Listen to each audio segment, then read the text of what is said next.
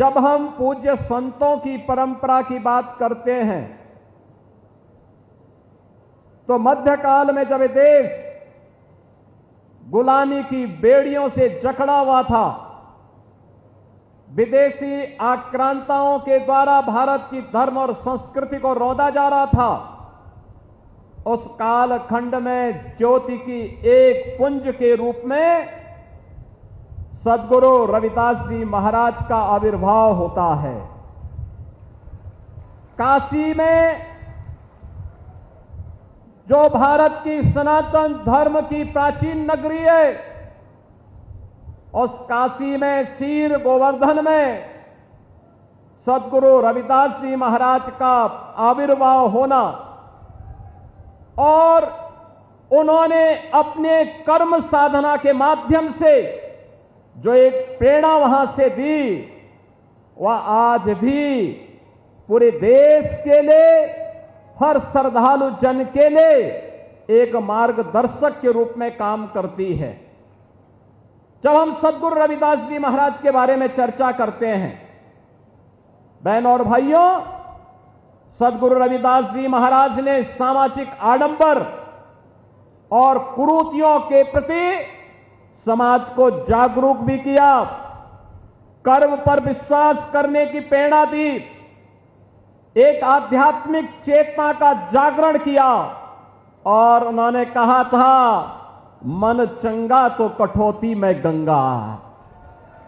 बहनों और भाइयों,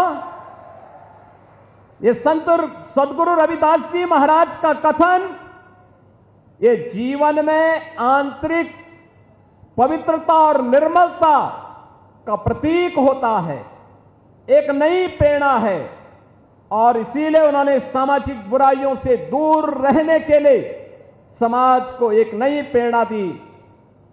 संत रविदास जी महाराज के गुरु रामानंद जी महाराज ने कहा था, जाति पाति पूछे नहीं कोई, हरि को भजे सो हरि का होई। और यही परंपरा आगे बढ़ती है।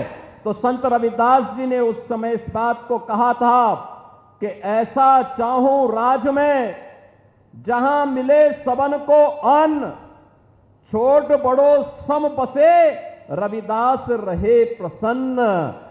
बहनों और भाइयों, कितनी दिव्य वाणी है, कितनी दिव्य वाणी है सद्गुरु रविदास जी महाराज की। उन्होंने कहा, यह रविदास तब प्रसन्न रहेगा जब बिना भेदभाव के सबको समान रूप से अधिकार मिलेगा, सबको अन्न मिलेगा। और याद करिए, संत रविदास जी महाराज की इन बातों को अक्सर सह किसी ने लागू किया। भारत के प्रधानमंत्री मोदी जी ने प्रधानमंत्री गरीब कल्याण अन्न योजना के माध्यम से भारत के 81 करोड़ लोगों को 81 करोड़ लोगों को कोरोना जैसी महामारी से लेकर के अब तक लगातार अन्न का वितरण कराया जा रहा है। यह होती है संतों की प्रेरणा।